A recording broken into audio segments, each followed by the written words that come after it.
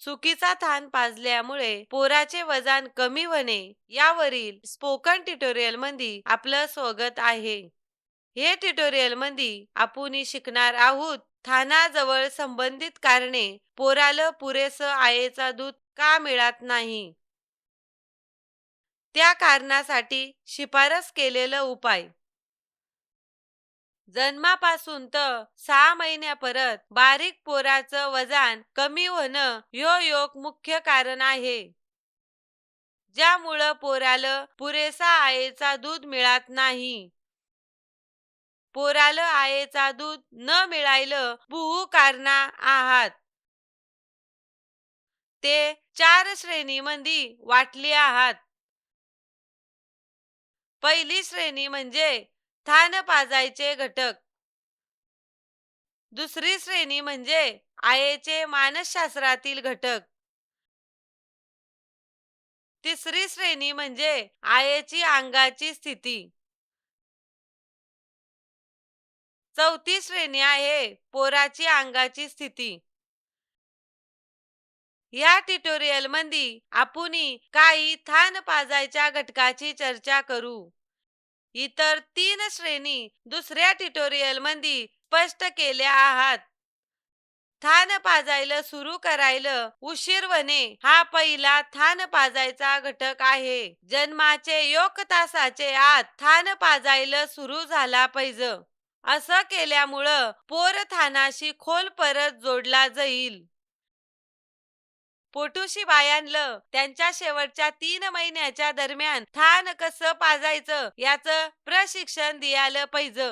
Than पाजायला द्यायला सुरू करायला पोराच्या जन्मानंतर कातडीपासून कातडीचा संपर्क आवश्यक आहे. त्याच मालिकेतील वेगळ्या ट्युटोरियल मध्ये हे स्पष्ट केले आहे. दुसरा थान पाजायचा घटक म्हणजे पोराची स्थिती बेस नसणे. आईना पोराची मान मोहर लावू नये. जेव्हा पोराचे नाक थानाचे वर असात तेव्हा असावात. पोराचे नाकाच्या नाकपुड्या नेहमी थानाचे सरळ रेषेत असायला पाहिजे. आपण मोठी माणसं पाणी पियाला आपला डोका मंगा टेकून आपली मान मोहर करतोत. तेच परमाना दूध पियाला पोराची मान दूर करणं गरजेचं आहे. आय पोराला त्याची मान दूर करायला दुसऱ्या थानाक बुहू वडू शकते. आईना पोराची मान बाजूला करायची नाही. यामुळं पोराला दूध गिळायला कठीण होईल. पोराची छाती आणि पोट आईच्या छातीत उलासा दाबलेला पाहिजे. दूध पाजताना पोराचा तोंड आईचे तोंडाक नसून थानाक असला पाहिजे. या चित्रात पोराचा चेहरा क्रॉस क्रेडल होल्ड मध्ये बेस स्थितात असात. पोराचा वरचा वट उजवे थानाक 9 वाजायचे स्थितात असात. पोराचा खालील वट 3 वाजायचे स्थितात असात. पोराचे पाय आईच्या हाताखाली बेस दुमडलेला पाहिजे.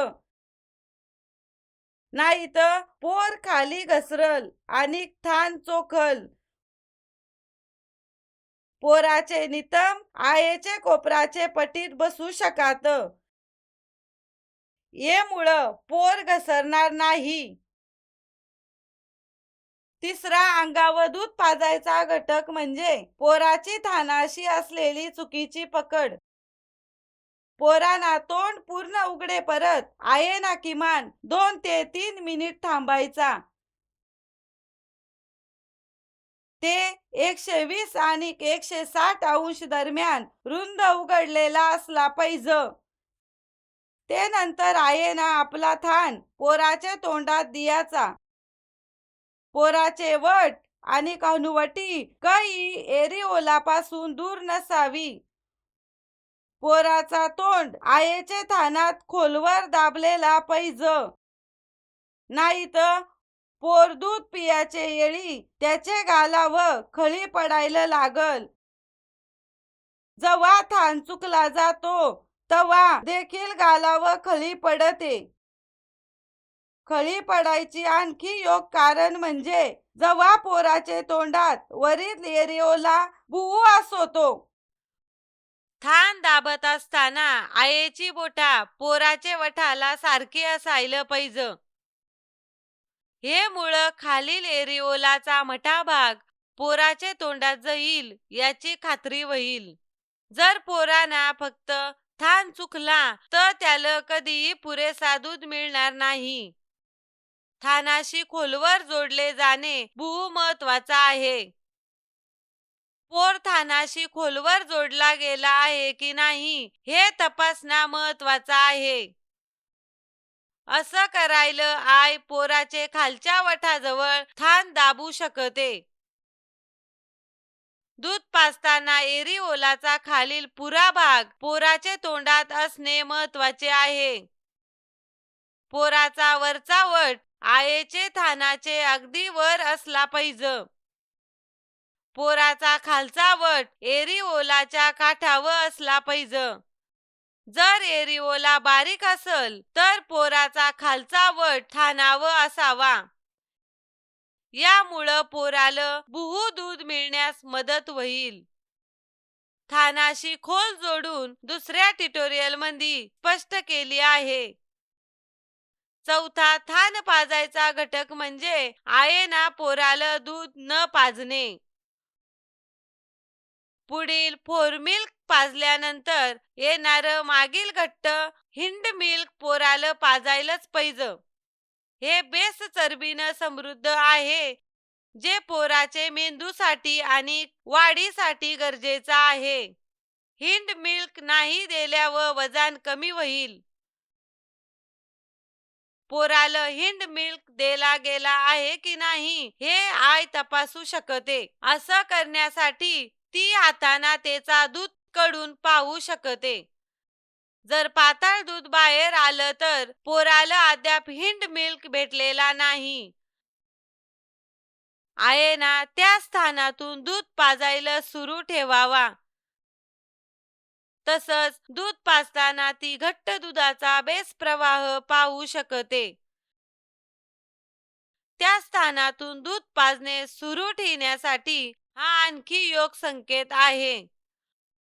पाचवा थान पाजायचा घटक आहे निश्चित वेळी जेवण देणे. मोठ्यांच्या जेवणाप्रमाणे दूध पाजायचा वेळापत्रक आखता येत नाही. पोराला त्याच्या भुकेच्या संकेतानुसार लवकर पाजावा. भुकेचा सुरुवातीचा संकेत म्हणजे बोट चुकणे, डोका एके बाजूना वळणे इत्यादी. आईना हे संकेत ओळखून लगेच पोराला पाजावा. पोर रडायला लागे परत ते ना वाट पाहायची नाही, कारण रडणे हा भूक लागण्याचा शेवटचा संकेत आहे.